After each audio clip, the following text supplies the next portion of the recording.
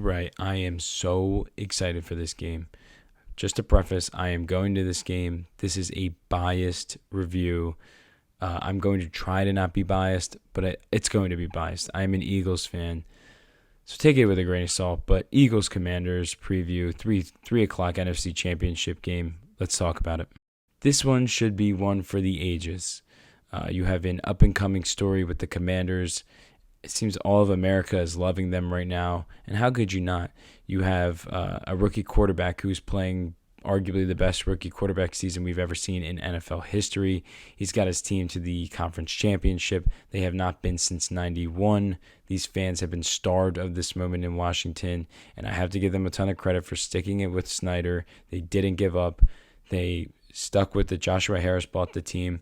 He invested in some new staff, and look at this. They were 4-13 last year, and now they are in the NFC Championship game. So you have to give a ton of credit to that organization and just all the players, all the staff, because it's been one hell of a run so far for the Commanders. Now when we look at the other side, you have a sleeping giant, in my opinion, the Philadelphia Eagles. I know all the hype was there for Detroit this year, and rightfully so. They got the 1 seed. But as an Eagles fan, I just think the Eagles have been the best team in the NFC all year. They're the most complete team in the conference. They have the best defense in the NFL, and they have the best rushing attack in the NFL. And they still have a pretty solid passing game, though it hasn't been great this year.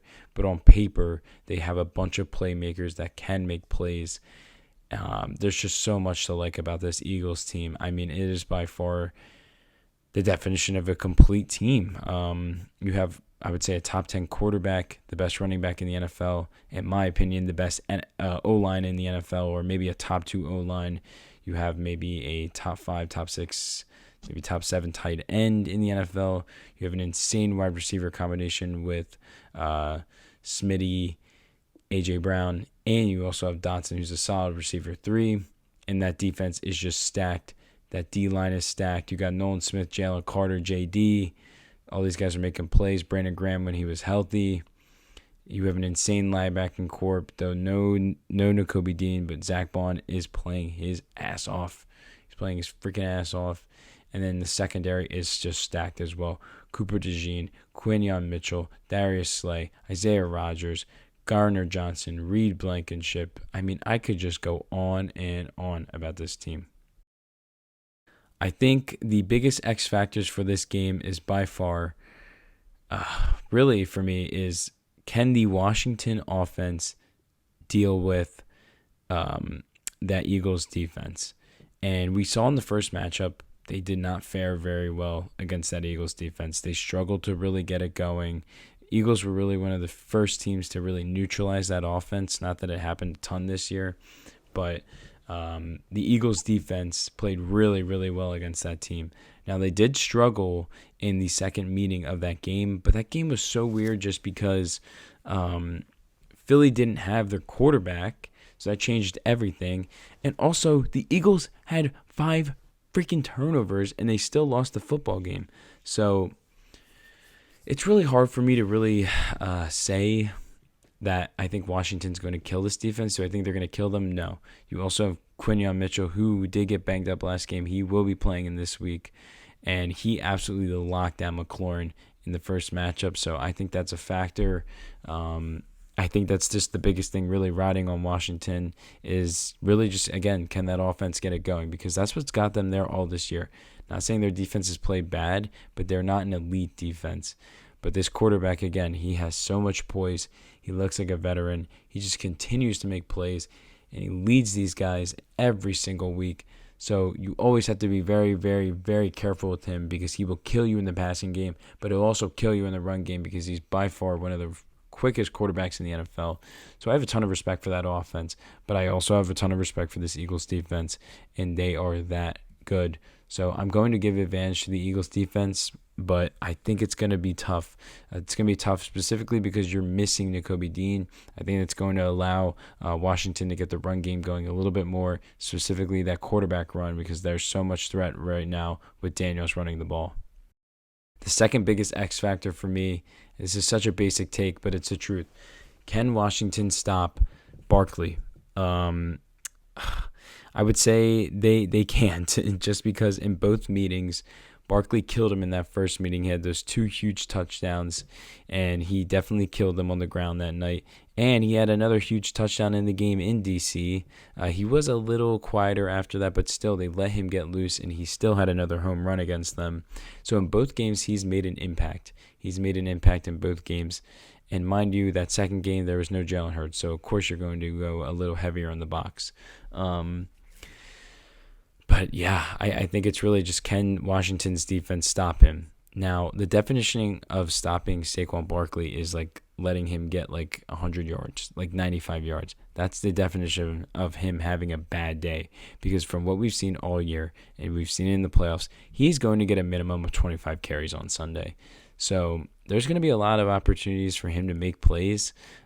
If I'm Washington, you really want to force Jalen to throw, because the concern for me right now is that Jalen was banged up. He got banged up, and we're going to have to see how he really is, but I don't know how mobile he's going to be.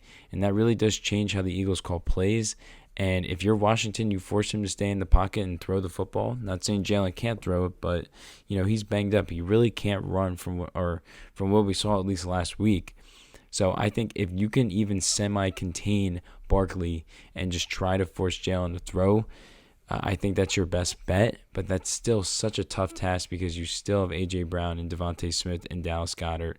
So it's a tough ask for the Commanders, especially with a defense that is not great at defending the run.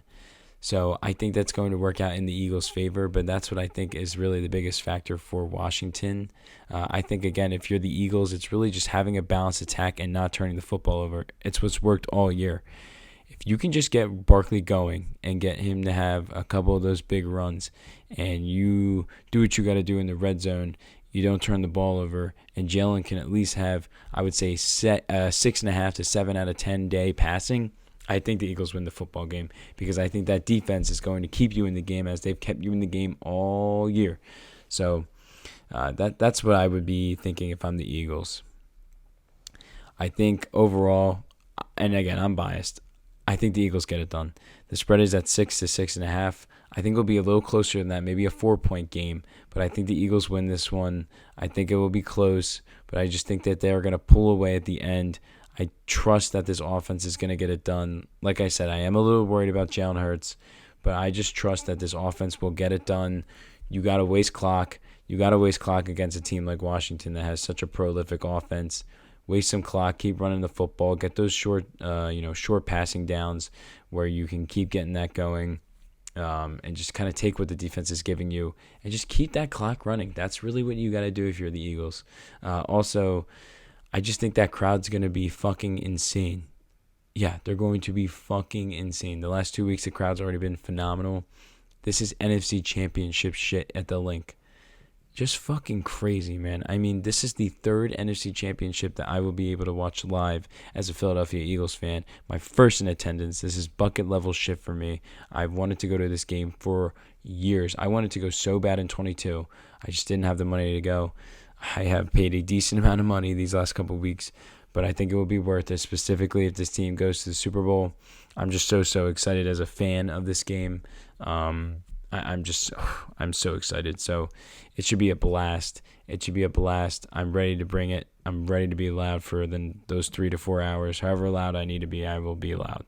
But yeah, I think the Eagles win. If I had to give a score prediction, I'm gonna go Eagles 28, Commanders 23. I think that's pretty realistic. I think the Commanders do score a few touchdowns, but I just think there's going to be a few plays that Eagles defense does that helps them out, whether it's a turnover, maybe a fourth down stop, because Washington loves going for it on fourth down. I think that this is how the game will play out.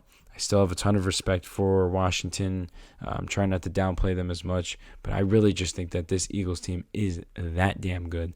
They are that damn good at football, and I just think that they're not destined to go, but they're just an overall better team than Washington. So I think the Eagles get it done. They're at home. I think it's going to be a huge X factor being at home, because that crowd's going to be into it, and I think it's going to not necessarily throw Washington off, but this is not Detroit. This is not Tampa. This is Philadelphia. This is hostile shit. So I'm excited. I'm ready. Drop your predictions down below in the comments. If you like this video, feel free to give it a like. And if you like my type of content, feel free to subscribe. I will see you guys in the next one. Peace, guys.